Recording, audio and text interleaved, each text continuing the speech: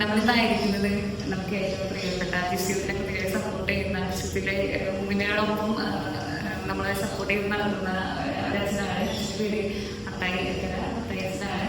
ഒപ്പം തന്നെ നമ്മുടെ കൂടെ ഇരിക്കുന്ന കൃപ നമ്മുടെ കൗൺസിൽ ജിസ്യൂസിന്റെ കൗൺസിൽ മെമ്പറാണ്. അപ്പോൾ ഈ ഒരു കാലഘട്ടത്തിൽ നമുക്ക് അറിയാം ലീഡർഷിപ്പിൽ നമുക്ക് ലീഡർഷിപ്പുമായിട്ട് മുന്നോട്ട് പോകുമ്പോൾ അവർക്ക് ഈ ഒരു ഗിരിയോനെ വെച്ച് എങ്ങനെ അവരുടെ ജീവിതവുമായിട്ട് ഗിരിയാനെ കുറിച്ച് നമ്മൾ വായിക്കുന്നത് ന്യായാധിപന്മാരുടെ പുസ്തകമാണ്. അത് 6 മുതൽ 8 വരെയുള്ള അധ്യായമാണ്. അതായത് അദ്ദേഹം ഒരു ന്യായാധിപനായിരുന്നു.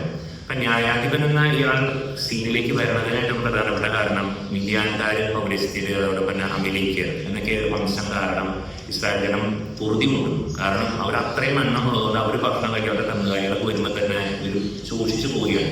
ഗതികേട് ഇസ്രായേൽ ദൈവത്തിൽ ആശ്രയിക്കുകയാണ്. പക്ഷേ ഇസ്രായേലിന്റെ പ്രത്യേകത അവർ വിഗ്രഹാരാധന ദൈവത്തിൽ നിന്ന് അകന്നു പോയതുകൊണ്ടാണ് ദൈവം ഇവരുടെ മേൽ ശിക്ഷ അനുഭവിക്കുന്നത്. ആ വിഗ്രഹാരാധനയിൽ ഒക്കെപ്പെട്ട ജനം ദൈവത്തിന്റെ മുമ്പിൽ കരഞ്ഞപേക്ഷിക്കുമ്പോൾ ദൈവം ഇസ്രായേലിന്റെ പ്രവാചകനായിരിക്കണം. അയാളാണ് ഈ പറയുന്ന ഗിദെയോൻ. ഈ ഗിദെയോന്റെ പ്രത്യേകത അയാൾ അത്രയും പേരുകളാണ്. അയാളെ കുറിച്ച് പറയുന്നത് അയാള് മുന്തിരിച്ചക്കിൽ ഗോതമ്പ് ലഭിക്കുകയാണ്. കാരണം മറ്റുള്ളവർ കണ്ട് തിരിച്ചറിയുന്ന മാറി നിൽക്കുന്നത്. ആ അയാളെ ദൈവം വിളിച്ചിട്ട് പറയാണ് നീ ഇസ്രായേലിനെ മോചിപ്പിക്കണം. അപ്പോ ഇത് കർത്താവ് ഇങ്ങനെയാണ് ധീരനും ശക്തനുമായ മനുഷ്യർ. പക്ഷെ ഗിദെയോന്റെ റെസ്പോൺസ് ഇങ്ങനെയാണ്, മനാസയുടെ വംശത്തില് എന്റെ വംശം ഏറ്റവും വീക്കാണ്, അപ്പൊ എന്റെ കുടുംബത്തിലെ ഏറ്റവും നിസ്സാരമാണ്, അതുകൊണ്ട് ഞാനാകാൻ വഴിയില്ല, നീ തന്നെയാണ് ദൈവം, നീ തന്നെയാണ്. അപ്പോഴാണ് ഈ പറയുന്ന പോലെ ഈ സംഭവങ്ങള് കർത്താവ് നീ തന്നെയാണ് ഞങ്ങൾക്ക് തെളിയിച്ചു തരണം. അപ്പോൾ ആ സമയത്ത് ഗിദെയോൻ ചോദിക്കുന്ന ആവശ്യങ്ങൾ ചെറുതാണ്. കർത്താവ് ഞാനൊരു മെറ്റ് വിരിക്കും, അല്ലെങ്കിൽ അത് നനയാതിരിക്കണം, അത് നനഞ്ഞു കഴിഞ്ഞാൽ കർത്താവ്, അല്ലെങ്കിൽ അതോടൊപ്പം തന്നെ പറയുന്നത് അപ്പുറത്തെ വിശുദ്ധാണ് നനയുന്നെങ്കിൽ അതും കർത്താവിന്റെ തെളിവ്. ആ കൊച്ചു കൊച്ചു സംശയങ്ങളിലൂടെ ദൈവമേ ഈ തന്നെയാണ് എന്നോട് സംസാരിക്കുക. കാരണം അയാൾ അത്രയും ഹെൽപ്ലെസ് ആണ്, അല്ലെങ്കിൽ അത്രയും നിസ്സഹായനാണ് തിരിച്ചറിയുന്നതാണ് അയാൾ ഈ ചോദ്യങ്ങൾ ചോദിക്കുന്നത്.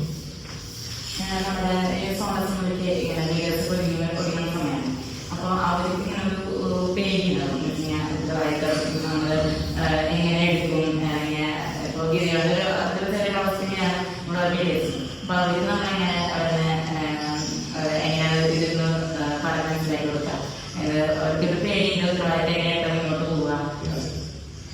ഗിദെയോന്റെ പ്രത്യേകത, ഗിദെയോൻ ഇസ്രായേൽ ജനത്തിന് മറ്റ് അന്യജനങ്ങളുമായി യുദ്ധം ചെയ്തു വരുന്നത്. അപ്പൊ ഗിദെയോൻ പ്രിപ്പയർ ചെയ്യുന്ന ആള് 20,000 പേരാണ്. 20,000 പേര് തെരഞ്ഞെടുക്കുന്ന അത്രയും സർക്കാരിന് ഓപ്പോസിറ്റ് ചെയ്യും. പക്ഷെ ദൈവം അവരോട് പറയാണ് 20,000 വേണ്ട, കാരണം നിങ്ങൾ ഈ യുദ്ധം ജയിച്ച് നിങ്ങൾ ടീം പഠിക്കും, അങ്ങനെയാണ് ചോദിച്ചാൽ നിങ്ങൾ ടീം പഠിക്കും ഞങ്ങളുടെ ശക്തി കൊണ്ടാണ്. എന്നിട്ട് കർത്താവാണ് 20,000 ആയിരാക്കി കുറയ്ക്കുന്നു. അവസാനം 300-ലെത്തി. ഈ 300 കൊണ്ട് യുദ്ധം ചെയ്യുന്നു. നല്ല വിദഗ്ധമായിട്ട് ഈ മനുഷ്യൻ യുദ്ധം ചെയ്യുന്നു, വിജയിക്കുകയാണ്.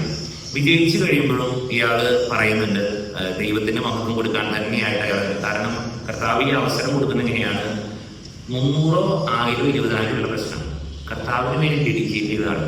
അപ്പൊ നമുക്കും ഈ സോണൽ അസംബ്ലിക്ക് കഴിയുമ്പോൾ കർത്താവ് കൊടുക്കാനാണ്. 300, 1000, 20,000 എന്നെ പ്രശ്നമല്ല, തൃശ്ശൂരോ എവിടെയാണെങ്കിലും നമ്പറല്ല. കർത്താവിന് ഡെഡിക്കേറ്റ് ചെയ്യുന്നത് മാത്രമല്ല ദൈവത്തിന് മഹത്വം കൊടുക്കാൻ. എനിക്കല്ല, കോർഡിനേറ്ററിനല്ല, ആ പീരീഡിനല്ല, ടൈമിന് വേണ്ടിയിട്ടല്ല, ദൈവത്തിന് മഹത്വം കൊടുക്കാൻ.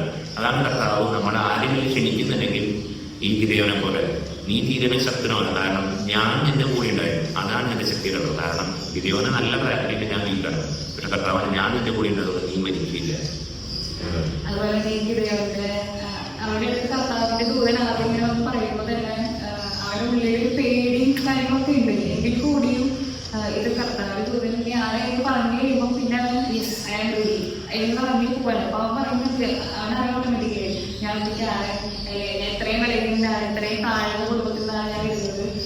അപ്പൊ എനിക്ക് ഇത്രയും ആളുകളും 1000-കണക്കിന് ആളുകളും എനിക്ക് പിടിച്ചു നിൽക്കാനായിട്ട് സാധിക്കുമോ എന്നൊക്കെ ചോദിക്കുന്നുണ്ട്. അപ്പോൾ ഈ പറഞ്ഞ പോലെ ദൈവം അങ്ങനത്തെ നല്ല പോസിറ്റീവായിട്ട് അങ്ങനെ കോൺഫിഡൻസ് നൽകുന്നത്, ഞാൻ നിന്റെ കൂടെ ഈ പേടിക്കുന്നത് ധൈര്യമായിട്ട് അറിയുമ്പോൾ ഞാനാണ് ചെയ്യുന്നത്, അങ്ങനെ നീ അത് പറയെങ്കിൽ കൂടി നമ്മുടെ ഭാഗത്തുനിന്ന് ഒരു ശരി അങ്ങനെ ഒരു ഭാഗം നമ്മുടെ ഭാഗത്തുനിന്ന് വേണം. അപ്പൊ അത് നോക്കുമ്പോൾ കറക്റ്റ് ഗിദെയോനെ വരുമ്പോഴേക്കും കർത്താവ് ശരിയില്ല. പക്ഷെ എന്നാലും ഡൗട്ട് ഇത് തന്നെയാണോ എന്നുള്ള ഡൗട്ടുകൾ ഉണ്ടെങ്കിൽ കൂടിയും അവൻ ഒരു യെസ് പറയുന്നുണ്ട്.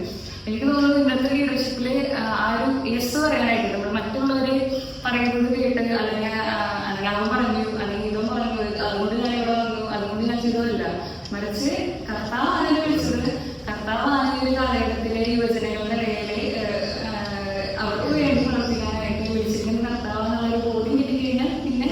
ആൾ റെഡിയാണ്. അങ്ങനെ ഒരു ബോധത്തോടു കൂടി ആയിരിക്കണം. ആരോ വിളിച്ചതിന്റെ പേരിൽ വന്ന് അല്ലെങ്കിൽ ഞാനത് ചെയ്യുന്നു എന്നതിനപ്പുറത്ത് കർത്താവിനെ വിളിച്ചത് കൊണ്ട് ഞാനത് ചെയ്യുന്നു, കർത്താവിന് വേണ്ടി ചെയ്യുന്നു. അത് ആ ഒരു കാലഘട്ടത്തിൽ മാത്രമല്ല, എപ്പോഴും നിരന്തരമായ മരണം വരെയും അങ്ങനെ തന്നെ ആയിരിക്കണം എന്നുള്ളൊരു ചിന്ത ഈ ഒരു ഗിതയോനിൽ തോന്നി. പിന്നെ നമ്മൾ ചെറുത് പറയുന്നത് ഗിതയോന്റെ ഫുൾ ഡിപ്പെൻഡൻസി പറഞ്ഞതുപോലെ ഇതെല്ലാം ചെറിയുമ്പോൾ അയാൾ ദൈവത്തിൽ ഫുൾ ഡിപ്പെൻഡൻസ്. ഈ ഡിപ്പെൻഡൻസ് വഴി ദൈവം ജയിപ്പിച്ചു കഴിയുമ്പോൾ അല്ലെങ്കിൽ ഇസ്രായേൽ ജനം നേടിക്കഴിയുമ്പോഴും ഗിദെയോൻ അവിടെ റോൾ എടുക്കാൻ പോവില്ല.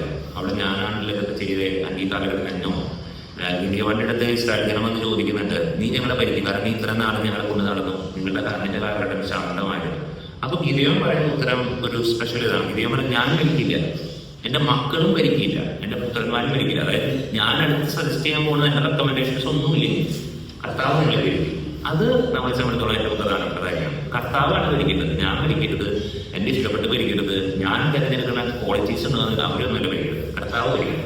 ആ ഒരു ഡിപ്പെൻഡൻസ് അതിന്റെ കർത്താവ് തന്നെ തുടർന്ന് ദൈവം നിനക്ക് മാത്രം മഹത്വം എന്ന് പറയാൻ പറ്റി കഴിഞ്ഞാൽ ബാക്കിയുള്ളതൊക്കെ കർത്താവ് വരും. അതുകൊണ്ടാണ് പറയുന്നത് ഗിദെയോന്റെ കാലഘട്ടം മുഴുവനും ഇസ്രായേലിന് ശാന്തതയുണ്ടായിരുന്നു, സമാധാനം ഉണ്ടായിരുന്നു.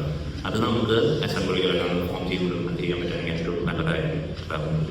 ഇതുപോലെ പറഞ്ഞ തന്നെ ദൈവാശ്രയം എന്നുള്ള കാര്യം അത് ഏറ്റവും പ്രധാനപ്പെട്ട കാര്യമാണ്. നമുക്ക് പലപ്പോഴും നമ്മുടെ ഒരു ലീഡർഷിപ്പില് ഇത് സംഭവിക്കുന്ന കാര്യം എന്ന് വെച്ച് കഴിഞ്ഞാൽ ദൈവത്തിൽ ആശ്രയിക്കില്ല, നമ്മളിൽ തന്നെ സ്വയം ആശ്രയിച്ചുകൊണ്ട് നമ്മുടെ ഡിസിഷനിൽ പോകും. പക്ഷെ ആ സമയങ്ങളിൽ കർത്താവിനോട് ചേർന്നുകൊണ്ട് കർത്താവിനോട് ആരായുകൊണ്ട് ഇപ്പൊ ഈ ഗിദെയോൻ ഓരോ ദിവസം ഇതെങ്ങനെയാണോ ഉറപ്പ് ചോദിച്ചുകൊണ്ട് അടയാളം ചോദിച്ചുകൊണ്ട് ഓരോ സ്റ്റെപ്പ് എടുത്ത് വെക്കുന്നത്. അപ്പൊ അതേപോലെ തന്നെ നമ്മള് ഈ കാലഘട്ടത്തില് യുവജനങ്ങൾക്ക് വേണ്ടി കർത്താവിനെ മനസ്സിലെന്തെങ്കിലും പ്ലാൻ ഇല്ലാണ്ട് നമ്മൾ വീട്ടിലെ ഗിദെയോനെ എവിടെയോ കിട്ടുന്ന ഗിദെയോനെ ഇന്ന സ്ഥലത്ത് അവിടത്തെ ഇതിനേക്കാളും സ്ഥലം ആൾക്കാരോട് ഉണ്ടാവാതിരിക്കുകയാണ്. ഒരു പക്ഷെ കർത്താവ് അവരെ സെലക്ട് ചെയ്യാണ്ട് ഗിദെയോനെ മാത്രം സെലക്ട് ചെയ്തുകൊണ്ട് അവരെ മുന്നേക്ക് കിട്ടുന്നുണ്ടെങ്കിൽ കർത്താവിന് കൃത്യമായിട്ട് പ്ലാൻ ഉണ്ടെന്നുള്ളതാണ്. അപ്പൊ നമ്മളെ പോലെ ഇപ്പൊ നമ്മളായിരിക്കുന്നതും അത് കർത്താവിന്റെ ഒരു പദ്ധതിയുടെ ഭാഗമായിട്ടാണല്ലോ.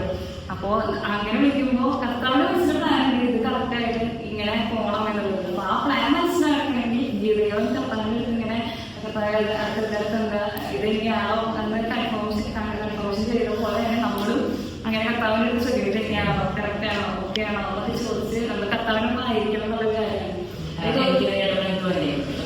നമ്മുടെ ജോലിയിൽ അല്ലെങ്കിൽ നമ്മുടെ ഒരു സാഹചര്യം കർത്താവിടെ നോക്കുന്നത്. ഇപ്പൊ ഗിദെയോനെ പഠിക്കുമ്പോൾ ഗിദെയോൻ എന്റെ സാധനമാണ്. അപ്പൊ നമ്മള് പഠിക്കുന്നതൊക്കെ ആയിരിക്കാം, അല്ലെങ്കിൽ ജോലിയുടെ കാര്യമാണെങ്കിലും. പക്ഷെ ആ നമ്മളായിരിക്കുന്ന സാഹചര്യത്തിൽ നമുക്ക് ശുശ്രൂഷ ചെയ്യാനായിട്ട് അതിനുള്ള ഉപകാരമായിരുന്നു. ഇത്രയും നേരം നമ്മൾ ഗിദെയോനെ കുറിച്ച് കേൾക്കുകയായിരുന്നു. ഗിദെയോനിലുള്ള കുറെ പോസിറ്റീവ്സ്, ഗിദെയോൻ എന്ന ലീഡറിൽ കണ്ട കുറച്ച് പോസിറ്റീവ്സ് ആണ് ആക്ച്വലി റിവ്യൂ ഒക്കെ ഇവിടെ കൂട്ടിച്ചേർത്തത്. ഇപ്പോഴും ഇതിലേറ്റവും പ്രധാനമായിട്ടും വേണ്ട ഒരു പോയിന്റ് എന്ന് പറയുന്നത് ദൈവാശ്രയത്വമാണ്. ഏത് തരത്തിലായാലും ദൈവത്തിൽ ആശ്രയിച്ചുകൊണ്ട് ഓരോ സ്റ്റെപ്പും മുന്നോട്ട് വയ്ക്കുക എന്നുള്ളതാണ്. ഈ ഒരു ദിവസങ്ങൾ നമ്മൾ ഏറ്റവും അടുത്ത സോണസിലേക്ക് വേണ്ടിയിട്ട് അടുത്തൊരുങ്ങിക്കൊണ്ടിരിക്കുകയാണ്, പ്രാർത്ഥനയോടെ ഒരുങ്ങിക്കൊണ്ടിരിക്കുകയാണ്. ഈ അടുത്ത ദിവസങ്ങളിലൊക്കെ നമുക്ക് ഗിദെയോനെ വീണ്ടും വീണ്ടും റിഫ്ലക്ട് ചെയ്തുകൊണ്ടിരിക്കാം.